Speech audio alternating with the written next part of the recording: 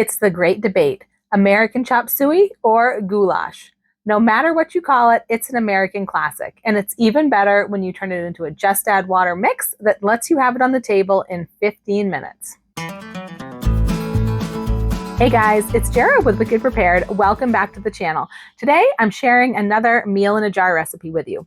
Actually, I'm sharing several recipes. When you can take your family favorite meals and turn them into shelf-stable, just add water, homemade meal mixes that look so good on your shelf and come to the rescue in any situation, that's magic. Meals in a jar are the perfect mashup of convenience food and homemade from-scratch goodness.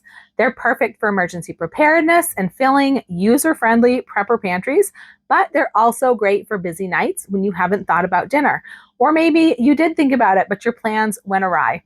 For times when you might need your spouse or your teen to fix supper, they're great for camping and RV life, and they're also great for gift giving and blessing others. Many people make these up for their aging parents or their young adult children who are having a hard time making ends meet. Knowing they can always have a warm homemade meal even when you can't be there is a wonderful feeling. Today, I'm sharing my recipe for a classic dish from my childhood that I call American chop suey. But depending on where you're from, you might know it by a different name. Let me know down in the comments what you call a dish like this and what special ingredients make your version different. Besides the classic chop suey, I'm also going to show you how to turn it into a chili mac for a meal with a whole different feel. But that's not all. I'm also going to show you how you can make each of these meals as a single serve pouch meal that doesn't even have to be cooked. Just pour boiling water over and let it sit for 10 to 15 minutes and your meal is ready. All right, let's jump in and get started on the first jar. These recipes are going to be going into a quart-size wide-mouth mason jar. A quart-size meal is usually about 3 to 4 servings in my experience. And one good thing about meals in a jar is that they can be cut down. I have very often cut these recipes in half and put them in a pint jar. So if you have a small family or just a single person or a couple with not great big appetites and you want to have a smaller meal, I have just cut them in half, put them into a pint jar, cut everything in half, including the water amount to prepare them. As long as you have an appropriate sized pan to cook it in, you'll be golden. I'm also going to be using a canning funnel to get my ingredients into the jar more easily. And the first ingredient that I'm using in the chop suey is going to be Hamburg. Now, this is freeze-dried Hamburg. It has been fully cooked and then freeze-dried.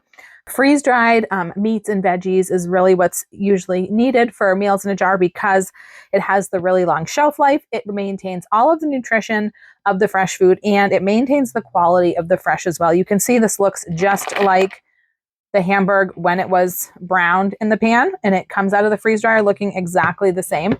It's amazing. So I'm going to start with this Hamburg. Just like chop suey, depending on where you're from, you may call this something different like ground beef. Let me know what you call this where you're from. I'm going to be using a cup of the Hamburg. If you have any really, really large pieces, you could break them up. One great thing about freeze-dried food is that it breaks very easily. You don't need a knife or anything. You just snap it into smaller pieces. Just if you had any really, really big pieces, you can also do that while it's cooking in the pan, just like when you're cooking it fresh. So I've got my cup of Hamburg in here. My next ingredient is going to be tomato powder. Tomato powder is amazing. You can use it to make tomato sauce, tomato paste, tomato juice, to replace any of those items in your pantry. And you can also use it to make anything that you would make with those items. Anything from spaghetti sauce to ketchup to meals in a jar like this. Look for a tomato powder that is just tomatoes. It should be just tomatoes with no fillers and no extra ingredients. I will have links down below for where I find everything that I use in my recipes in case you have trouble finding anything. One good thing about these recipes is that they're pretty simple. They use relatively few ingredients compared to a lot of other jar meals. So this would be a great starter meal because you don't have to go out and buy a whole bunch of items. It's a good thing to start with. So I'm using a 1/4 cup of the tomato powder. What's going to happen with these powdered ingredients is they're going to filter right down into the spaces in our Hamburgs. They're not going to take up any extra space in the jar. So that's why I don't usually put my powdered ingredients on the bottom, because they'll sit on the bottom and the other ingredients will sit on top of them, and sometimes you can fit less into your jar. Next, I'm going to be using some instant milk powder. This is just going to be just a little bit, and this is going to help cut the acidity and counteract the acidity of the tomatoes. I'm using just a tablespoon of the instant milk powder. The next ingredient I'm using is granulated brown sugar, just a little bit. Now, granulated brown sugar is brown sugar, but it is free flowing. You can see it's more dry. It doesn't have that moistness that makes it stick together and clump. And because of that, I think it's much more appropriate for meals in a jar. So that's what I use. Half a tablespoon of the granulated brown sugar. Because it's such a small amount, I think you would be fine using regular sugar, regular white granulated sugar in this recipe. It's just going to kind of, once again, counteract the acidity of the tomatoes, balance that out. A lot of tomato-based recipes are going to have a little bit of sugar or other sweetener in them just to balance out that acidity. Next, I'm using some Italian seasoning. I'm using a half of a tablespoon of the Italian seasoning. Now, these dispensers that I use, they will measure your ingredient 1/4 teaspoon with each click of this dial coming out the bottom. But with something like that, that would be quite a few 1/4 teaspoons. So I just use the spooning out part on the top. The next ingredient I'm adding is going to be salt. And I am using 3/4 of a teaspoon of salt. Now, I know a lot of people try to avoid salt, but remember that a lot of the ingredients that are going into this don't have salt in them already, whereas they might if you were making this from canned ingredients. For instance, your canned tomatoes, a lot of those canned products already have tomato sauce, things like that already have salt added. These ingredients, because they're just the tomatoes, they have no salt added. So this salt really is necessary, but of course you can adjust that to your needs if you have dietary needs and dietary restrictions. Now, 3/4 of a teaspoon, not all measuring sets come with things like 3/4. I love the sets that have the oddball measurements. So I will put links down below to the sets that I have that do all of the oddball measurements, but you could always measure it with a 1/2 1/4 or 3 1/4. I'm also going to be adding some garlic powder, and I'm going to be adding 3/4 of a teaspoon of this as well. And next I'm adding some celery salt, and I'm adding 1/4 teaspoon of the celery salt. Just give that a little shake, and you can see all of the seasonings have settled down, and now we can go on to add the rest of our ingredients. So I'm going to be adding some freeze-dried chopped onion. This is a great ingredient to have in your kitchen. I think this is probably one of the most popular ingredients that people have in their kitchens for everyday use, besides things like fruits that people love to snack on, the freeze-dried fruits, because onion is such a basic ingredient in so many recipes that we make.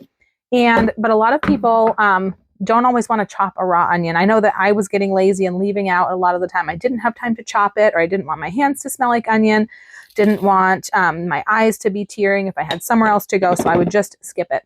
So having freeze-dried chopped onion in my kitchen was absolutely life-changing, and I know a lot of other people who feel the same way. Another common one is diced green bell pepper, because that's another ingredient that goes into so many dishes. And it's just nice always knowing you have it. You don't have to worry about if your pepper's gone bad. You don't have to take the time to chop it. So I'm using 1/3 of a cup of the diced green bell pepper. Now, if you don't like green bell pepper, I have made this dish for people who did not care for green bell pepper before. I would usually just use a red bell pepper because nobody's going to notice it because it blends in with the tomatoes. But I've also used diced celery. You could put anything else in that you wanted. I have thrown some chopped spinach into this dish just for a little extra nutrition, so you could do that instead. I really like it with the diced green bell pepper though. And next I'm going to be adding some diced tomato, freeze-dried diced tomato. Doing 1/2 cup of the diced tomato. And next I'm adding my macaroni noodles. These are just regular dried macaroni noodles. I do use some whole wheat and some protein plus noodles and things like that. I mix them together, but whatever kind of dry regular macaroni noodles you have should work just fine. I'm going to be using 1 3/4 cups of the macaroni noodles. So I've got 1 cup. And I've got my 3/4 cup. This is another size that's not always included in measuring cup sets. So like I said, I will link these down below because I love having these oddball measuring cup sizes. Now you can see that fills our jar right up to the top. There is just enough room to add an oxygen absorber. That is going to seal the jar and remove all the oxygen so that this can sit on the shelf for a long, long time, usually at least 5 years, more than that probably. Can these sit on the shelf? So that's amazing. I usually use a 200 cc oxygen absorber for this size of jar. Some people will also vacuum seal these jars instead of using an oxygen absorber. You don't need to do both. One or the other is fine. You would just put in your oxygen absorber packet and then add your lid and seal that tightly, and this meal is ready to go on the shelf. But I am not going to put this on the shelf today. I'm going to fix this up so you can see how this cooks up and how it comes out. Before we cook this up, it's time for a little real talk. For years, I've sought out and shared the best sources for the freeze-dried foods I use in my recipes. Companies I trust with high quality standards and integrity in everything they do. Companies who just do things better. We think a lot about the food we eat, but we don't necessarily think about a lot of the other things that we consume. The products we put on our bodies, the products we use to clean our homes, to clean our clothes, things like that. So much of what we take into our bodies, good and bad, is not only through our stomach, but also through our skin and our lungs. I found out that so many of the products we buy and use every day are produced by the same few giant corporations, even when we don't realize it. That's why there are so few good options, because those same characters control the majority of the market. And if you start to really dig in and look at who's behind those corporations, who's pulling the strings, who's pushing the buttons, let's just say they don't have our best interests in mind. And that's why every time we turn around, we see more news about toxins hidden in our cleaners and our skincare products and everywhere else. News about recalls and lawsuits over damage caused by the products that we've trusted for years. A while back, a good friend of mine shared with me a better way he discovered. Better products with high quality standards and ingredient standards, completely formulated and manufactured in the USA and delivered right to my front door whenever I need it. No waiting for a monthly drop or anything like that. A company that stayed family owned and stood their ground when the conglomerates came knocking with their big fat checks, who supports the same values that we do and doesn't cut corners to save a dime. It's been over 2 years and we're still discovering new things to fall in love with every single day. I'm thankful to my friend for sharing this with me, so I'm paying it forward. If you, like so many others, are looking for a better way, text BETTER to my number that I'll put on the screen for you and down below, so I can get you some more info and hook you up with some discounts and freebies. Now let's fix up this chop suey. To fix the chop suey, I'm going to be using my butane emergency stove. This is how I would do this in an emergency if the power was out. I've got a skillet here. This is probably about a 12-inch skillet. And I'm going to go ahead and empty my chop suey jar right into the pan. And I'm going to add 3.5 cups of cold water, but I'm going to start by pouring my water into my jar just because I want to get out all those little bits of powder that have been left behind, just to make sure that we get all the flavor out that we put in. All right, so here's my 3.5 cups of cold water going in the pan. And I'm just going to stir this around until everything's kind of submerged and blended. And then I'm going to get it on the heat. I've got my heat pretty high. I just want to bring this up to a simmer to start with. I am going to get a lid on this. All right, I can see this is just starting to simmer around the edges. I'm going to give it a little bit of a stir, just trying to keep everything submerged. I'm going to go ahead and turn it down a little bit. I don't really want this to boil hard. I just want it to simmer for about 10 minutes. And that's going to be long enough to get the pasta cooked and to get everything else all tender and ready. And I'm just going to have a lid on it while I'm simmering it, and I'm going to stir it occasionally. Meanwhile, if you see chunks of tomato that are larger than you'd like, or any chunks of Hamburg that are larger than you'd like, you can break those up with the edge of your spoon as you're stirring and cooking, just like you would when you were cooking from fresh.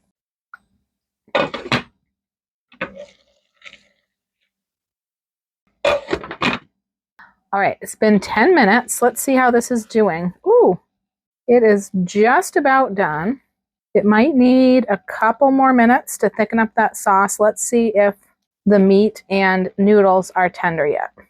Yep, the noodles and the meat are ready. That actually will probably thicken up as it sits. I'm going to let it go 2 more minutes on the heat, and then I'm just going to set it off the heat for a couple minutes, and it'll be ready to go. All right, 2 more minutes on the heat. I'm going to turn the heat off now because you can see that really thickened that up. I am going to let this sit just another couple of minutes off the heat, and that is going to finish thickening it up, let it cool, and it's going to be all ready to serve. All right, it has been sitting just 2 more minutes. Look at this. It is absolutely perfect and ready to eat. Doesn't this look amazing?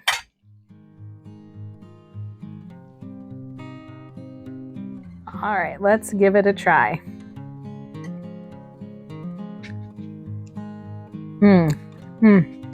This to me is pure comfort food. This is a taste of my childhood. And it honestly never ceases to amaze me how you can put the whole essence of a dish into a single mason jar. So good.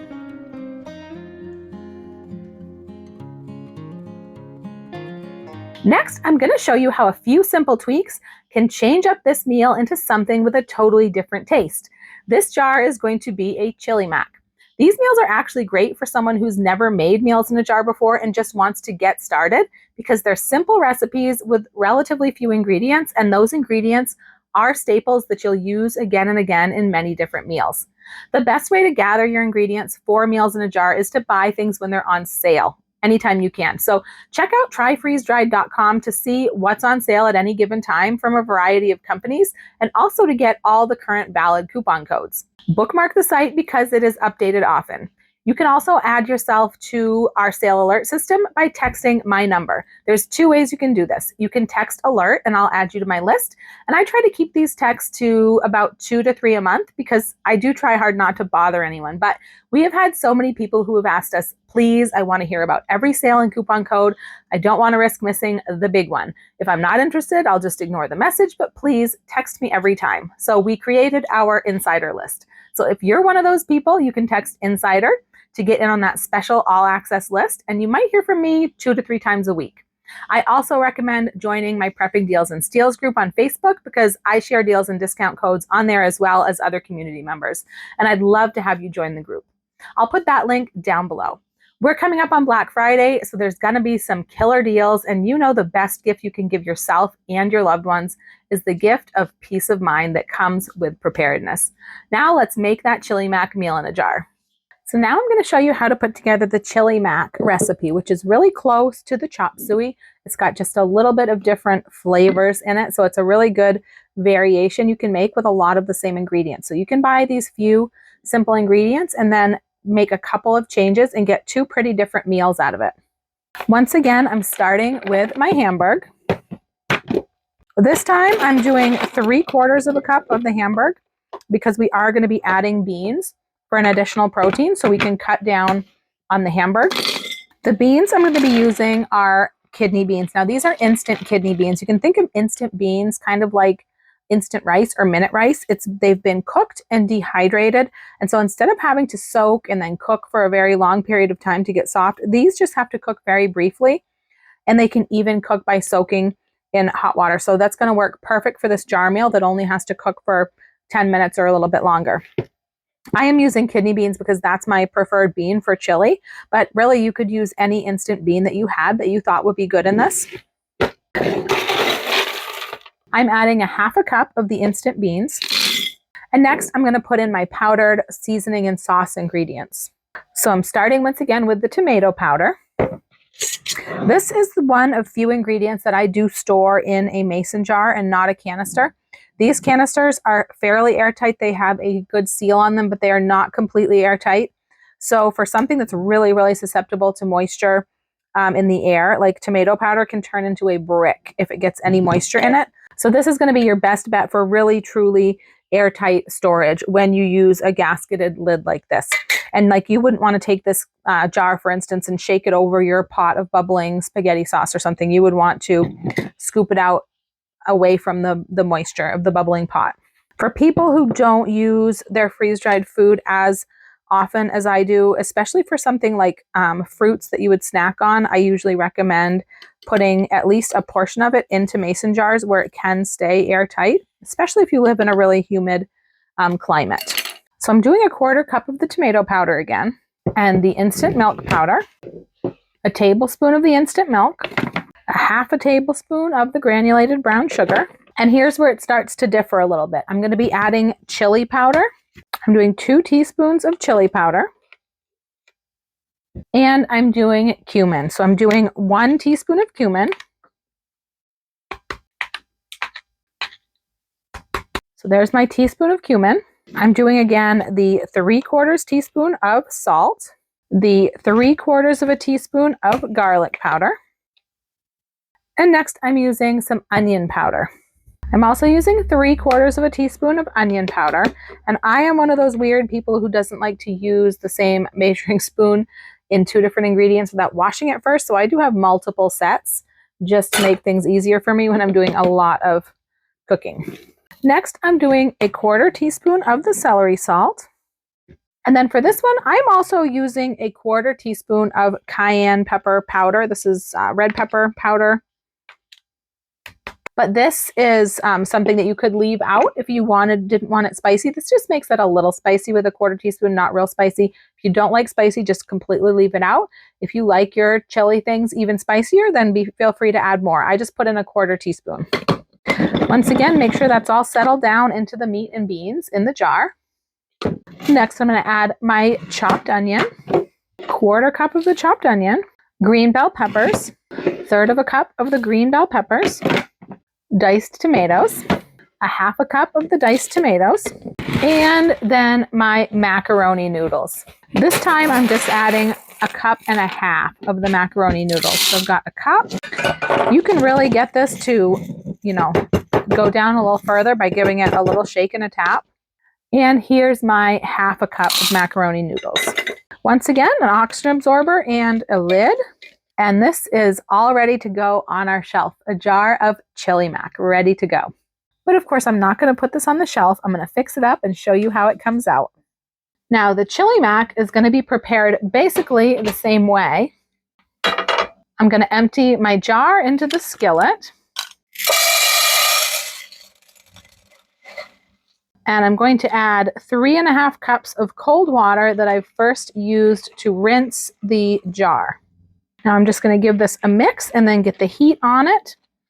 Bring it up to a simmer and simmer it for about 12 to 15 minutes. Already this smells so different. I can really smell the chili and cumin and the kind of chili flavors in this one.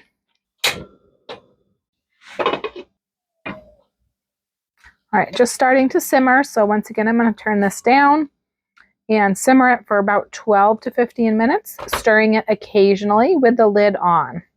Those beans coming back to life.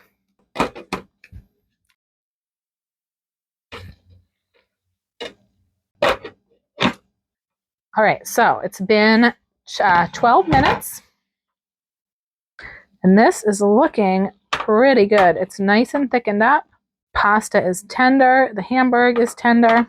Like the chop suey version, I'm going to take this off the heat and just let it set for another couple of minutes so that it can finish thickening up, cool off a little bit, and be ready to dig in. All right, this has been sitting for a couple of minutes, just about 2 minutes. And look at that. It's all thickened up. Everything is tender and beautiful and ready to eat. Let's serve it up. All right, I'm ready to dig in.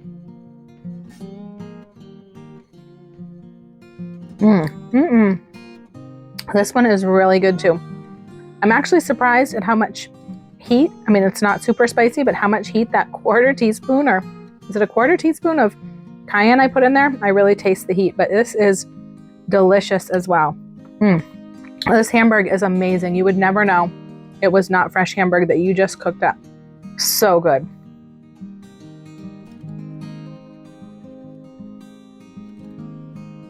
Next, I'm going to show you how to make these meals into single-serve pouch meals. These meals don't even need to be cooked. You just pour in boiling water and let it set for 10 to 15 minutes. These are great for work lunches, for hiking trips. They're great for travel. We always take a few meals like this along with us when we travel. We can fix them right in our hotel room if we don't want to go out. They're also great for anyone who might need a meal but not have access to a full kitchen and a stove. People like college students and truck drivers, just for instance. You may not have a stove, but you can boil water with a microwave or an electric kettle. You can get hot water from a gas station or a coffee shop, a truck stop, a hotel room, a hotel lobby even usually. There's so many ways and places that these meals can come to the rescue. I do want to mention that even the larger jar meals can be made in a Mylar pouch if you wish. You would just need the appropriate size Mylar bag, and you can seal it up with an oxygen absorber just like a jar. Most people love the jars because they're so darn cute and they are reusable. Most of us have a lot of jars on hand, but some people prefer to avoid the jar for one reason or another. Maybe they live in earthquake country, or they don't want to take glass camping or in their RV. Maybe they're mailing the meals to faraway loved ones. So feel free to use a Mylar bag as well. Just be sure to dump those out and cook them in a pan just like the jar versions. Now, the pouches that I use for these meals are these MRE pouches. These are amazing. They are this is what they're designed for. They are really thick, so they can be used for long-term storage. And what I love about these pouches is they are wider than they are tall. So if you're going to eat out of the pouch, you're not going to be digging your hand way down in. Even some of the commercial meals that you can buy in pouches don't have that figured out. They're tall and narrow, so you're digging down to the bottom if you have to eat out of the pouch. These also have a nice gusseted bottom that opens right up so that they will stand up and you can have a nice, basically like a bowl to eat your food out of. So these are really, really great. They do have a Ziploc, and then you can heat seal them across the top of the notches, above the notches, and then you can rip them open at the notches when you're ready to eat them if you want to store them long term. If you're just taking them like on a trip next week and you know you're going to eat them, just use the Ziploc. They are really super sturdy, so they can be washed and reused. The only thing you can't do is once you've torn them here, you can't continue to heat seal them. So if you want to, you could seal it really close to the top and then cut it down below, seal it again. You could get a few heat seal uses out of it before you reach the zipper. Then you would just have the zipper and you would use it more for not as long-term of meal storage. Another thing I love about these is they actually come with their own labels that you can write on and stick on, and they come with oxygen absorbers that are going to be the appropriate size to use in the pouches. So these are fantastic. I will put a link down below to these, and I have a discount code I can share with you as well. So you just open your pouch up. I like to spread the bottom out so that it's all ready to go. Now, the other thing that's going to be key to making these just add water pouch meals, which are like backpacking meals, is freeze-dried cooked macaroni. So this is kind of like the pasta version of instant rice, minute rice, and the instant beans that I showed you that have been cooked and then dehydrated. So these have actually been cooked and freeze-dried because with macaroni and noodles, that actually works better. But if you just took regular macaroni noodles or most any kind of pasta, unless it's a really quick cooking pasta, and you just poured boiling water on it and let it sit, it would not cook the way that you needed it to. So this is designed, it's already been cooked, it's been freeze-dried, so it just needs to absorb the water back in. It's exactly what this is meant for, and it works perfect for this. This is a complete game changer for making your own backpacking meals and your own meal pouches. There are several different pasta varieties besides the macaroni, and I will put a link for those down below as well as a coupon code. For the chop suey pouch, I'm going to start with 1 cup of the freeze-dried macaroni. That might seem like a lot of macaroni if you compare it to how much of the regular macaroni we use, but remember when the macaroni cooks, it absorbs water and it gets larger. And then when it's freeze-dried, it does not shrivel back up again. So it stays the bulk that it was when it was cooked. So that's why it seems like a large amount. So that's 1 cup of the freeze-dried macaroni noodles. And next, I'm going to add my freeze-dried Hamburg. I'm using 1/4 cup of the Hamburg. You want to try to get the smaller pieces for this just because they do have to completely absorb all the water through them without cooking. So if you do end up scooping up some really large pieces, like I said, you could just break them into small bits. It looks like I got all smaller pieces here, so those should work just fine. I do have one little bit bigger piece, so I will just break that up a little bit. And that's also going to kind of ensure that there's plenty of meat in every bite, because if we had really large pieces of ground beef, we wouldn't have as many pieces in here. Next, I'm adding my diced tomatoes. I'm using 2 tablespoons of the diced tomatoes. 2 tablespoons is the same as 1/8 of a cup. So if you have 1/8 of a cup measure, that's easiest, or just measure out 2 tablespoons.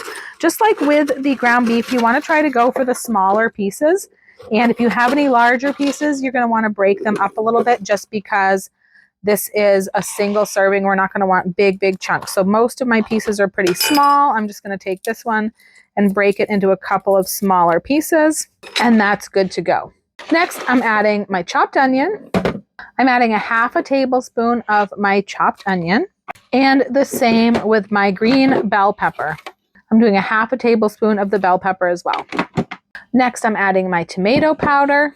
I'm doing a tablespoon of the tomato powder. Next, I'm using an ingredient that we have not seen yet today. So this is Ultra Gel. Now what this is, it's a powder. It's similar to cornstarch or clear gel that you would use in canning. It has been modified a little bit so that it thickens without needing to be cooked or boiled, because these are going to have boiling water poured in, but they're not actually going to cook or boil. So we wouldn't want to use cornstarch or flour or anything like that to thicken our sauce. They're also not going to have that long cooking period of the pasta cooking like the jar meals did. So that's not going to use any of that pasta starch to thicken the sauce. So basically this is like the same stuff that they use in instant pudding, for instance, that, you know, you just pour in the cold milk, whisk it, and it thickens without needing to be cooked. So that's kind of the same way that this works. I'm using a teaspoon of the Ultra Gel. Next, I'm adding my instant milk. I'm adding 1 teaspoon of the instant milk. I'm adding 3/4 of a teaspoon of my granulated brown sugar. 3/4 of a teaspoon of my Italian seasoning. I'm doing a 1/4 teaspoon of salt. A 1/4 teaspoon of garlic powder. And 1/16 of a teaspoon of celery salt. This is actually the smallest spoon that comes with my set. I will try to link to this set down below if I can find it. If not, I do have a set that comes with like dash, pinch, smidge, little measurements, and it's the tiniest, even smaller than this. And it also has a 1/16 teaspoon on it. So I'll link to those down below so that you can get those if you want. If not, you can kind of guesstimate or just do like a pinch of something with that small of an amount. But that's what happens when you're dividing recipes. Very small measurements like this are really handy when you do a lot of dividing of recipes. That's all that we need for this pouch. So what you would do now is you would include the oxygen absorber into the pouch. You can seal it with the Ziploc, and then you can seal it, heat seal it above the Ziploc. And you can do that with an impulse sealer, or you can do that with like a hair straightener, an iron and a piece of wood, anything like that you can use to heat seal this strip above these tear notches, and then throw your label on and your bag would be all ready to go. Now let's fix up the chili mac pouch, and then I'll show you how they both come together into a meal. For the chili mac, I've got another bag here. And once again, I'm going to start with my freeze-dried macaroni. This time I'm only using 3/4 of a cup. So 3/4 of a cup of the macaroni. And I'm going to be adding some instant beans this time. I'm going to be using instant red beans this time. They're a little bit smaller than the kidney beans, so I just think they might do better with the soaking in the liquid. But the instant kidney beans, if that's all you have, those would do fine as well. They might need slightly longer because they are bigger beans. But you could use any instant bean that you have and you like in either of these recipes, the pouch or the jar.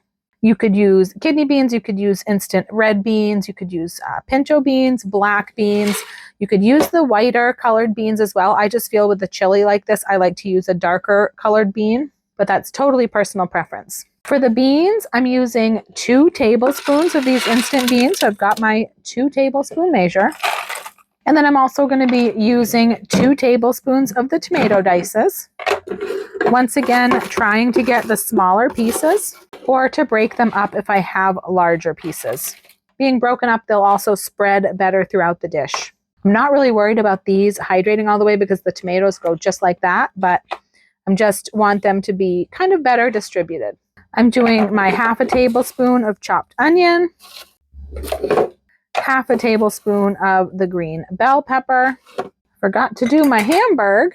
So we'll do the Hamburg now. It's going to be a 1/4 cup of the Hamburg. And once again, I'm going to want the smaller, the pieces that are on the smaller side. And I can definitely break them up if they're on the larger side. So I've got a 1/4 cup of the Hamburg.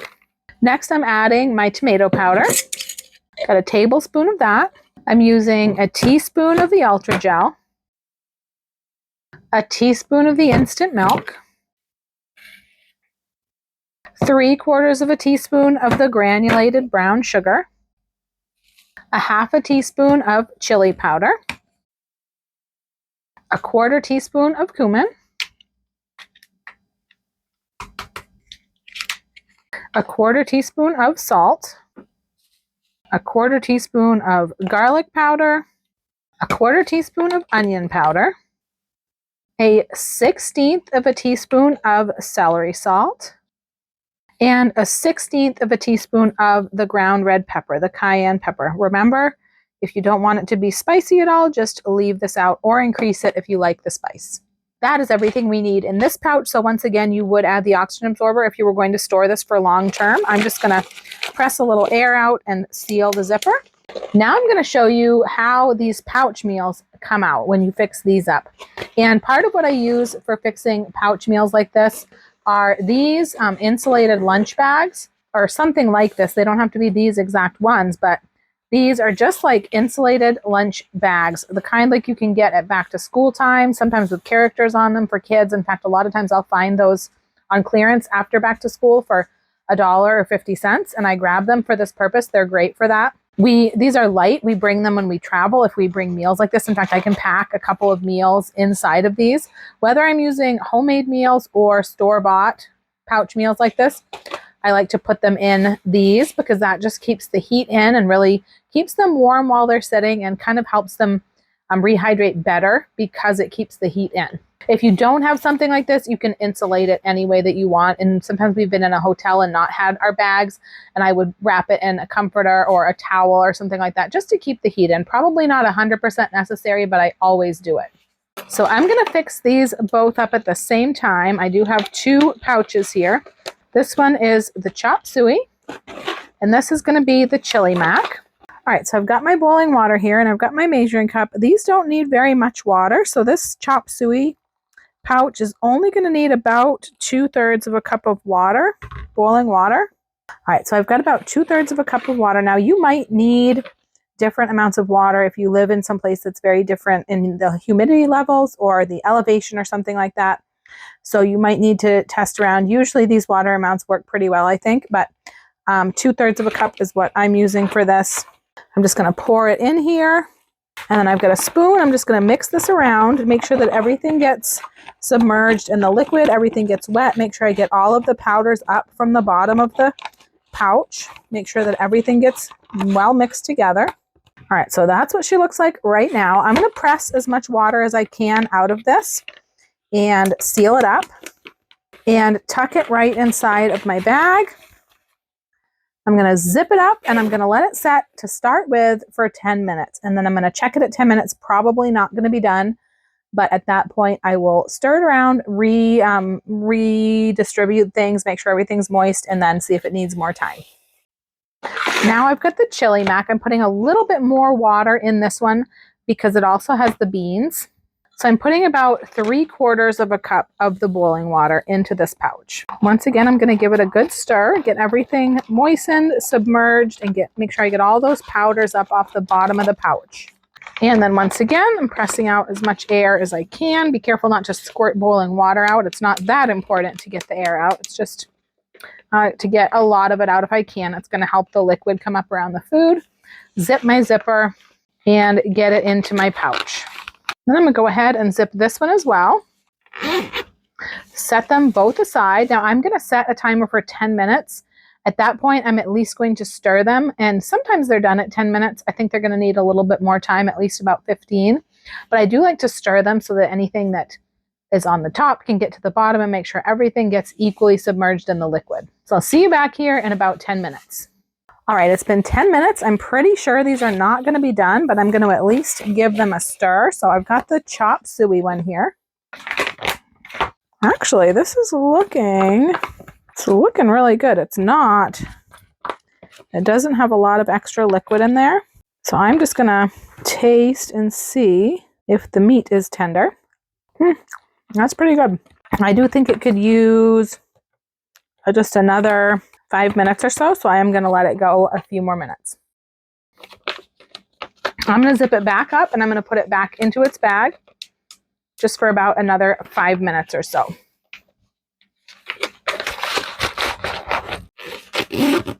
Now the chili mac did have more water and it had the beans in it, which, believe it or not, the beans sometimes take more time than the meat.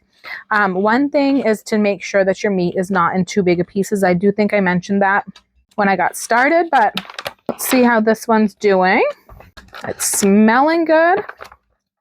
It's actually looking pretty good. It's absorbed a lot of water and thickened up pretty well. Let's see, it probably is going to need a little bit more time. Let's get a bean and a meat.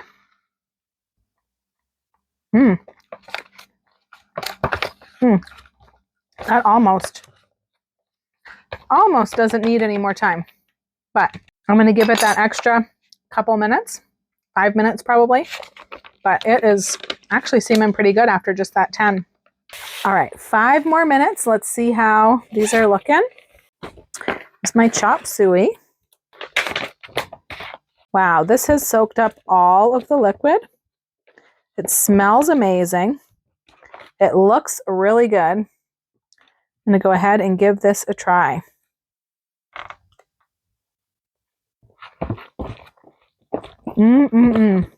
Wow, that is amazing that you could have this meal with real meat, real vegetables.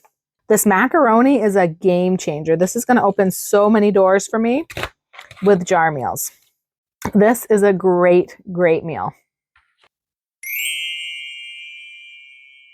Now let's check out the chili mac. All right, this is looking good. It's nice and saucy, but is not soupy or liquidy. It's hard to get UC down in there. Let's give it a try.